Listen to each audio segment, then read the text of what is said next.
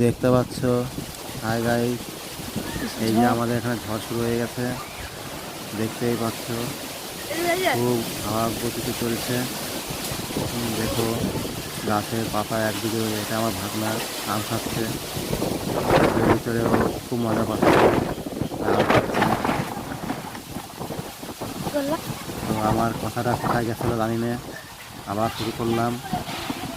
দেখতেই পাচ্ছ, আমরা ছাদের উপর দাঁড়িয়ে আছি, খুব হাওয়া, ওই দেখো খুব হাওয়া হচ্ছে, গাছ মাটিকে ঠেকিয়ে দিচ্ছে, তাও আমরা ছাদে দাঁড়িয়ে আছি, মজা নিচ্ছি, খুব মজা নিচ্ছি।